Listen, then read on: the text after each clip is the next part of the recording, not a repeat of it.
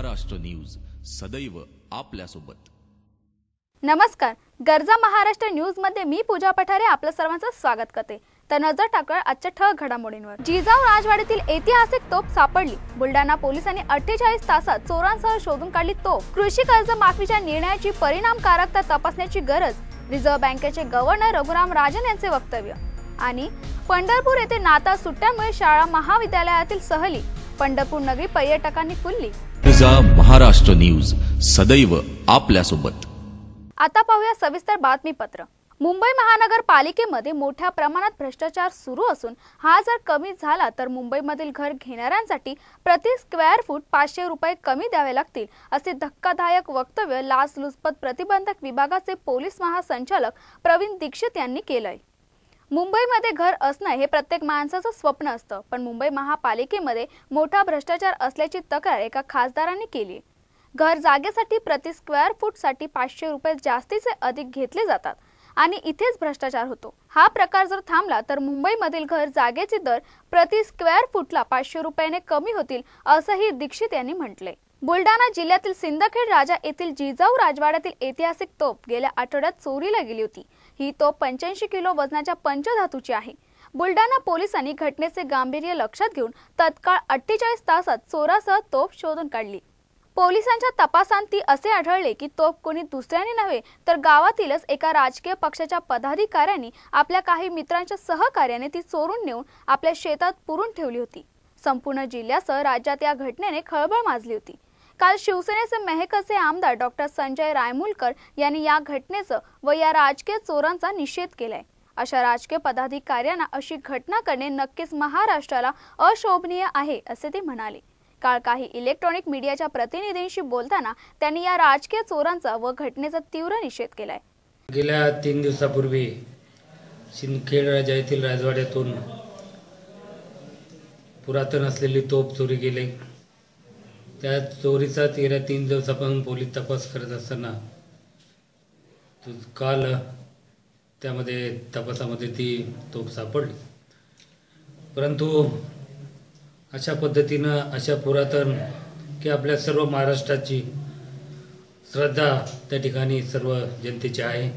कृषी राज्य माफीच्या निर्णयाची परिणामकारकता तपासण्याची गरज असल्याचं रिझर्व्ह बँकेचे गव्हर्नर रघुराम राजन यांनी म्हटले। शिवाय शेतकऱ्यांना दिलं जाणारं कर्ज खरंच शेतीसाठीच वापरलं जातं की नाही याचीही तपासणी करण्याची गरज असल्याचंही राजन यांनी म्हटले। ते काल उदयपूरमध्ये बोलत होते। कृषी कर्ज माफियांच्या निर्णयाची परिणामकारकता तपासून घ्या, असे आश्वासन रिझर्व्ह बँकेचे गव्हर्नर रघुराम राजन यांनी केले। शेतकऱ्यांना दिले जाणारे कर्ज शेतीसाठीच वापरलं जातंय का याची देखील तपासणी व्हावी, असं ते उदयपूरमध्ये बोलत होते। शेतकऱ्यांच्या आत्महत्येचे प्रश्न सोडवण्याच्या उद्देशाने त्यांना कर्ज माफ करण्यात आले। 2008 मध्ये देशातल्या 3,60,00,000 लघु शेतकऱ्यांचा आणि 52,516 कोटी रुपयांचं कर्ज माफ करण्यात आलं होतं, पण शेतकऱ्यांच्या आत्महत्यांवर त्यांचा परिणाम झाला नाही। उलट शेतकऱ्यांना पुरवला जाणारा पतपुरवठा कर्ज माफीनंतर घटलाय। राजन यांनी शेतकऱ्यांना मिळणारे अनुदानाचा किती फायदा होत आहे हे देखील तपासले पाहिजे। पालघर येथील बिडको औद्योगिक वसाहतीमधील मेहता पेट्रोकेम या कंपनीमध्ये आग लागली। या आगीत ज्वलनशील रसायने भरलेले 3 टँकर जळून खाक झाले। बिडको वसाहतीमध्ये या कंपनीच्या आवारात टँकरमधून ज्वलनशील रसायने रिकामी करताना आग लागून ती ड्रम स्टोरेज क्षेत्रामध्ये पसरली। आगीमध्ये गरम होऊन रसायने भरलेले ड्रम फुटण्याचा प्रकार काही काळ सुरूच होता। मात्र कंपनीचा मुख्य भाग व रसायने साठवण्याचा भाग आगीपासून सुरक्षित ठेवण्यात पालघर नगर परिषद व तारापूर MIDC अग्निशमन दलाच्या पथकाला यश लाभले। या आगीमध्ये कोणत्याही प्रकारची जीवितहानी झालेली नाही। कंपनीला लागलेली आग सुमारे 1.5 तासात नियंत्रणात आली। मात्र या भागातील बहुतेक कारखान्यात सतत आग लागण्याचे प्रकार घडत असून सुरक्षा विभागाचे दुर्लक्ष होताना दिसते। रस्ते, हवाई, जल आणि रेल्वे वाहतूक यांना एकत्र करून एकात्मिक माल वाहतुकीची यंत्रणा उभी करण्याचा विचार रेल्वे करत आहे। ही यंत्रणा लवकरच सुरू करण्यात येईल, अशी माहिती रेल्वे मंत्री सुरेश प्रभू यांनी पत्रकारांना दिली। ते काल मुंबईत बोलत होते। जनता की सेवा करने का मौका सबसे पहले यातायात क्षेत्र में मिला। इसके कारण आज करीबन 3 करोड़ लोग, तो संख्या बढ़ती रहती है, कम होती रहती है, लेकिन यदि हम देखेंगे तो 2.5 से 3 करोड़ लोग। रेल्वेची प्रवासी वाहतूक तोट्यात आहे। परंतु माल वाहतुकीतून चांगला महसूल मिळतो, मात्र माल वाहतुकीचे प्रमाण अतिशय कमी आहे. ते वाढवण्यासाठी प्रयत्न सुरू असल्याचं त्यांनी सांगितले. त्यामुळे रस्ते, हवाई, जल आणि रेल्वे वाहतूक यांना एकत्र करायचा विचार केला जात आहे. अत्याधुनिक संगणकीकृत पार्सल सेवेचे उद्घाटन प्रभू यांच्या हस्ते शनिवारी मुंबई सेंट्रलमध्ये करण्यात आले. रेल्वेला एकूण उत्पन्नापैकी 2/3 उत्पन्न माल वाहतुकीतून मिळते. पार्सल सेवेचे ग्राहक वाढल्यास महसुलात भर पडेल. यामुळे सेवेत पारदर्शकता येईल असा विश्वास त्यांनी व्यक्त केलाय. पंढरपूर येथे नाता सुट्ट्यांमुळे सध्या शाळा महाविद्यालयातील सहली येथे येऊ लागल्या असून पर्यटकांची देखील येथे गर्दी वाढली. श्री विठ्ठल रुक्मिणीने मंदिर परिसर पर्यटकांनी फुलू लागले. श्री विठ्ठलाच्या दर्शनासाठी पूर्वी यात्रांच्या काळात गर्दी व्हायची, परंतु अलीकडे वर्षभर भाविक येथे येत असतात. शनिवार रविवारला जोडून एखादी सुट्टी आली तर लगेचच येथे गर्दी वाढत झाल्याचे दिसते. सध्या नाताळाची सुट्टी सुरू झाल्याने अनेक लोक सहकुटुंब श्री विठ्ठलाच्या दर्शनासाठी येऊ लागली आहेत. त्यामुळे शहरातील वाहनतळांवर वाहनांची संख्या वाढली आहे. खासगी बस किंवा एसटी गाड्यातून शाळा महाविद्यालयातील सहली दाखल होऊ लागलेत. त्यामुळे श्री विठ्ठल रुक्मिणी मंदिरासह चंद्रभागाच्या वाळवंटात तसेच शहरातील संत गजानन महाराज मठ, कैकाडी महाराज मठ, संत तनपुरे महाराज येथे गर्दी दिसत आहे. आजूबाजूच्या शहरातून आलेले भाविक येथील टांग्यात आवर्जून बसतात. त्यामुळे टांगेवाल्यांना सध्या मागणी वाढली. हरभऱ्याचे डहाळी, बोरे, पेरू अशा रानमेव्याने आलेल्या पर्यटकांमधून चांगली मागणी होत असल्याचं अशा विक्रेत्यांची विक्री वाढली. आमिर खानचा पीके बॉक्स ऑफिसवर रगड कमाई करत असला तरी त्याला तेवढा जोरदार विरोध होत आहे. आधी हिंदुत्ववादी संघटनांनी विरोध केल्यानंतर आता शंकराचार्यांनीही पीके चित्रपटाला विरोध दर्शवलाय. हिंदू धर्मगुरू शंकराचार्यांनी या चित्रपटावर आक्षेप घेतलाय. धर्मनिरपेक्षता फक्त हिंदूसाठीच असते का, असा सवालही शंकराचार्यांनी उपस्थित केलाय. केवळ धर्मगुरूंनीच चित्रपटाविरोधात आवाज उठवला असं नाही, तर देशभरात भाजप आणि विश्व हिंदू परिषदेच्या कार्यकर्त्यांनीही चित्रपटावर बंदी घालण्याची मागणी केली आहे. आतापर्यंत पीके चित्रपटाने 200 कोटींची कमाई केली आहे. गायक आणि अभिनेता आयुष्मान खुरानाच्या हवाई जदा या नवीन चित्रपटाचा ट्रेलर मंगळवारी रिलीज झालाय. सध्या हा ट्रेलर सोशल मीडियावर सर्वांचा फेवरेट ठरलाय, कारण एका आठवड्याच्या आतच त्यानं 10 लाखांहून अधिक हिट्स मिळवलेत. पल्लवी शारदा ही अभिनेत्री त्याच्या सोबत या चित्रपटात लीड ॲक्ट्रेसचं काम करणार आहे. त्याचबरोबर मिथुन चक्रवर्तीचाही यात महत्त्वाची भूमिका आहे. हा चित्रपट एका सत्य घटनेवर आधारित आहे. शिवकर बापूजी तळपदे यांच्या जीवनपटावर आधारित आहे. प्रत्येकाला एवढंच माहिती आहे की राईट ब्रदर्स यांनी 1903 मध्ये पहिले विमान उडवले, पण फार कमी लोकांना हेही माहिती आहे की त्याच्याही आधी शिवकर तळपदे यांनी जगातले पहिले विमान उडवण्याचा प्रयत्न केला होता. हीच कथा हवाई जदा या चित्रपटात सांगण्यात आली. आयुष्मानचे गेले काही चित्रपट प्रेक्षकांना तितकेसे इम्प्रेस करू शकलेले नाही, पण हा चित्रपट प्रेक्षकांना नक्की आवडेल.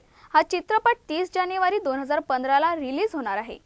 महाराष्ट्र नवनिर्माण सेनेचे अध्यक्ष राज ठाकरे यांच्यावर नाराज असलेले पक्षाचे आमदार प्रवीण दरेकर भारतीय जनता पक्षात जाणार असल्याची चर्चा रंगली असतानाच त्यांनी शनिवारी मातोश्रीवर जाऊन शिवसेना पक्षप्रमुख उद्धव ठाकरे यांची भेट घेतली आहे. त्यामुळे राजकीय वर्तुळातील चर्चांना उधाण आले. दरेकर आणि उद्धव ठाकरे यांच्यात तासभर चर्चा झाली. या भेटीनंतर पत्रकारांशी बोलताना दरेकर यांनी ही सदिच्छा भेट असल्याचं सांगितलंय. तरी या भेटीत राजकीय चर्चेला उधाण आल्याचं दिसते. दरेकर यांच्याशी गेल्या काही दिवसांपासून भाजपचे नेते संपर्कात होते. याचे कारणही तसेच आहे. मुंबई जिल्हा बँक ताब्यात ठेवणाऱ्या दरेकर यांना सहकार क्षेत्राचा चांगला अनुभव आहे.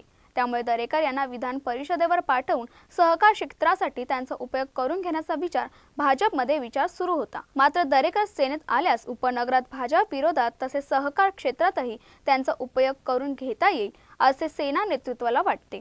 मनसेकडून भाजपकडे जाणाऱ्या माजी आमदारांची फळीही शिवसेना नेतृत्वाला त्यामुळे रोखता येईल असा दुहेरी फायदा शिवसेनेला होईल. दहिसर बोरिवली भागात दरेकर यांचा चांगलाच दबदबा आहे. नुकत्याच झालेल्या विधानसभा निवडणुकीत दहिसरमधून शिवसेनेचे उपनेते विनोद घोसाळकर यांचा पराभव झालाय. त्यामुळे 2 वर्षांनी होणाऱ्या मुंबई महापालिका निवडणुकीत घोसाळकरांना होणाऱ्या महिला विरोधाचा फटका बसण्याची शक्यता आहे. हा पेच दरेकर यांचा शिवसेनेत घेतल्यास बऱ्याच अंशी सुटणार आहे. मुंबईतील वीज निर्मिती प्रकल्पात काही बिघाड झाल्यास किंवा बाहेरून वीज आणण्याच्या अडचण आल्यास त्या काळात सर्वच मुंबईकर अंधाराचे साम्राज्य पसरू नये म्हणून अशा आणीबाणीच्या काळात मुंबईसाठी लोड शेडिंगचा प्रोटोकॉल तयार करण्याचे निर्देश राज्य सरकारने वीज वितरण कंपन्यांना दिले आहेत. सप्टेंबर 2014 मध्ये टाटांच्या वीज निर्मिती केंद्रातील एक संच बंद पडल्याने सकाळी 10 ते सायंकाळी 5 या काळात मुंबईत मोठ्या प्रमाणात लोड शेडिंग करावी लागते. देशाची आर्थिक राजधानी एका वीज संचातील बिघाडामुळे कशी थांबून राहू शकते याची कल्पना या बिघाडामुळे आली। त्यामुळे वीज वाहिन्यांची गुणवत्ता कायम राखणे आणि वीज निर्मितीबाबत काटेकोर राहण्याची गरज आहे। तरीही काही आपत्कालीन परिस्थिती निर्माण झालीच तर त्याचा फटका सगळ्या शहराला एकत्रितपणे बसू न देता टप्प्याटप्प्याने 15-15 मिनिटाचे लोड शेडिंग केले जावे। त्यासाठी राज्य वीज नियामक आयोगाच्या सल्ल्याने लोड शेडिंगचा प्रोटोकॉल तयार करण्यात आलाय। केंद्रीय रेल्वे मंत्री सुरेश प्रभू यांनी मुंबईकरांना रेल्वे तिकिटाच्या लांबच लांब रांगापासून सुटका मिळावी म्हणून मोबाईल ॲपची सुविधा करून दिली। पण तिकीट खिडक्यांवरील रांगा कमी करण्यासाठी रेल्वेने वाजत गाजत सुरू केलेली मोबाईल तिकीट प्रणाली प्रवाशांच्या पसंतीस उतरण्यास अपयशी ठरली आहे। कारण सॉफ्टवेअर डाउनलोड करणे, तिकिटांसाठी पिन मिळवून परत ATVM मध्ये तिकिटाचे प्रिंट आउट काढणे ही प्रक्रिया जाचक ठरणार असल्याचं प्रवाशांचं म्हणणं आहे। दररोज सुमारे पश्चिम मध्य आणि हार्बर मार्गावर 75 लाख प्रवासी ये-जा करतात। त्यापैकी मध्य रेल्वेवर 10 लाख तर पश्चिम रेल्वेवर दररोज 8 लाख प्रवासी तिकीट काढतात। त्यांच्या रांगेत उभे राहण्याचा वेळ वाचवण्यासाठी ATVM मध्ये रेल्वेने मोबाईल तिकिटांचा फंडा आणलाय। या योजनेचे उद्घाटन शनिवारी रेल्वे मंत्री सुरेश प्रभू यांनी केले। ही पद्धत येत्या काळात आणखी विकसित केली जाणार असल्याचं त्यावेळी त्यांनी नमूद केले। त्यामुळे भविष्यात मोबाईल तिकीट मिळवण्याची अडचणी दूर होतील असा दावा केला जातोय। पण सॉफ्टवेअर डाउनलोड करून तिकिटांसाठी पिन मिळवायची, नंतर ATVM मधून तिकिटाचे प्रिंट आउट काढणे ही प्रक्रिया वेळखाऊ असल्याचं प्रवाशांचं मत आहे। त्यामुळे गड्या आपले ATVM वा CVM कुपनच बरे अशी प्रतिक्रिया प्रवासी व्यक्त करत आहे।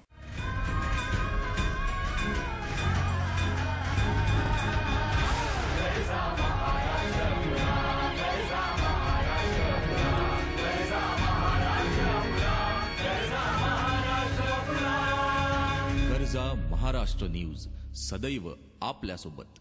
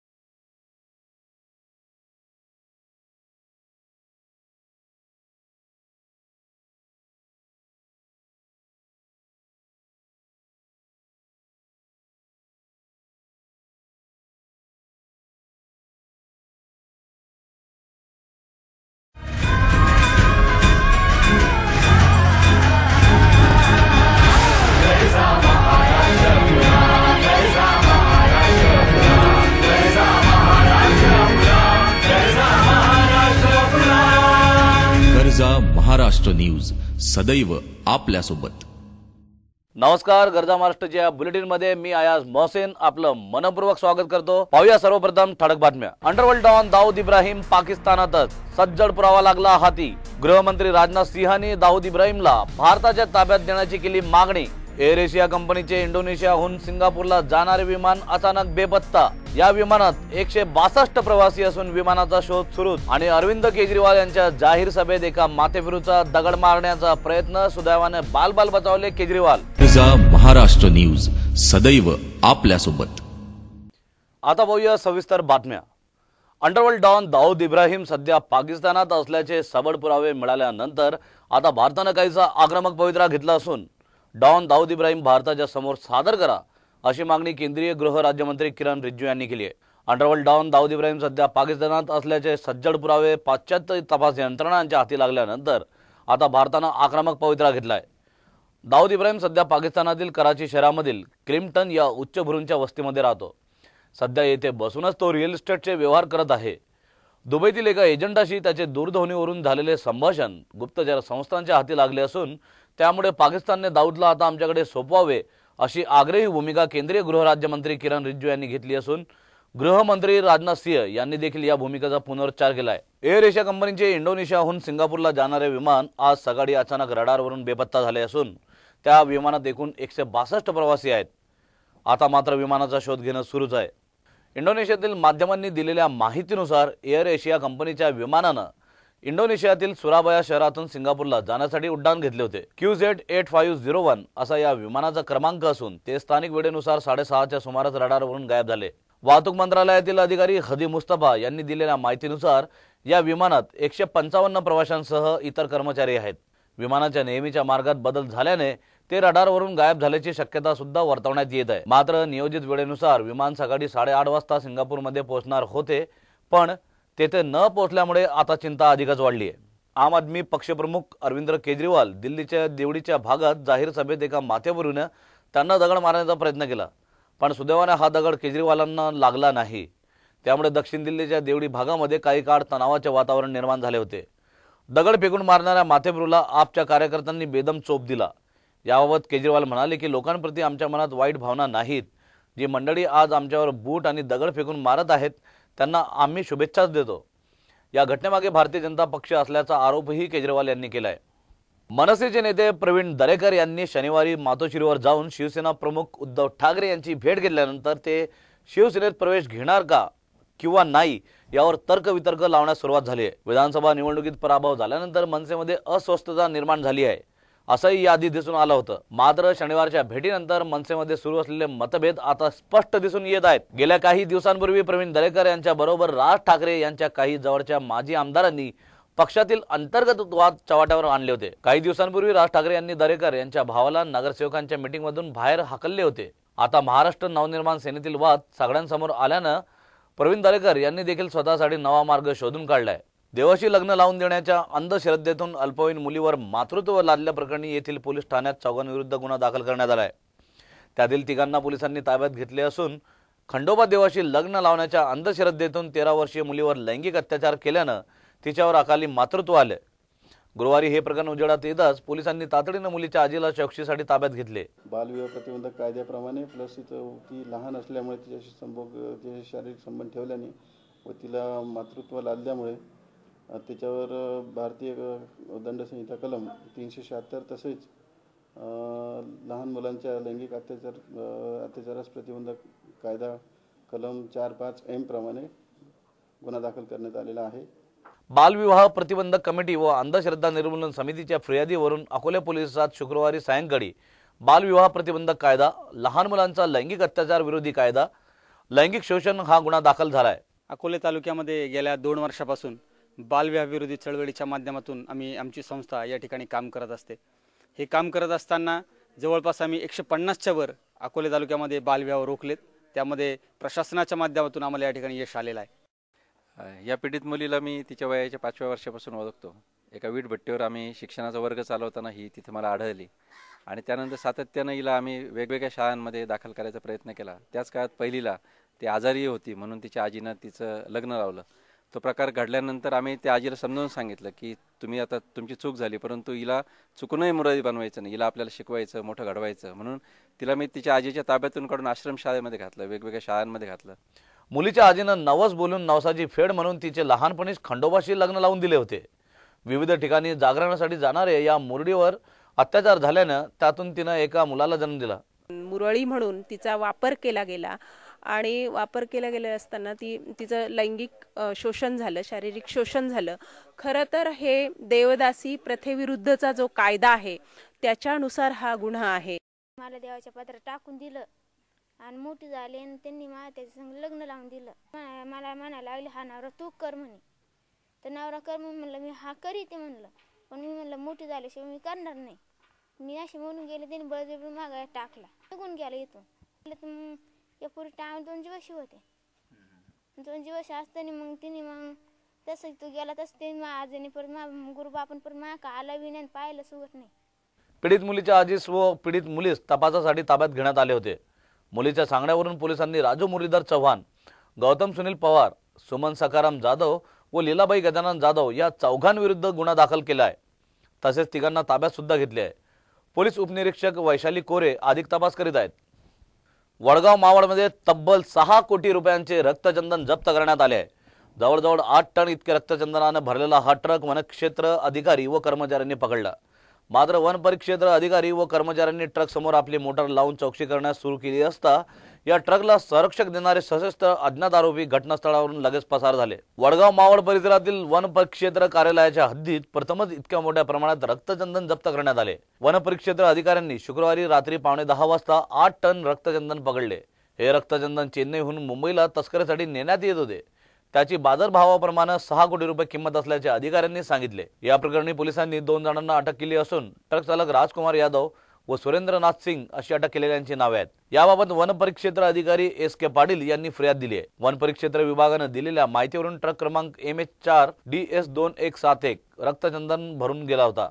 ही बाब लक्षात येऊ नये यासाठी वरचा थर नारळाने भरण्यात आला होता। हा ट्रक चेन्नई येथून मुंबईला निघाल्याची खबर अधिकाऱ्यांना मिळाली होती। मावळ परिक्षेत्राच्या हद्दीत आला असता वन परिक्षेत्र अधिकारी वनरक्षक सुरेश भरले, वैभव बाबर, संदीप आंबेकर व प्राणीमित्र निलेश गराडे यांनी मोटारीतून गाडीचा पाठलाग केला। ट्रक चालक यादव व सिंग दोघांच्या हालचाली संशयास्पद वाटल्या। तस्करीचा तपास सहाय्यक वन संरक्षक विजय माने करीत आहेत। या टोळीकडून आणखी चंदन तस्करांच्या टोळ्यांची माहिती मिळण्याची शक्यता आहे। या रक्तचंदन तस्करीतील 2 आरोपी ताब्यात घेण्यात आलेत। मित्रांनो, तुर्तास इथेच थांबूया, मात्र आपण पाहत रहा गरजा महाराष्ट्र न्यूज।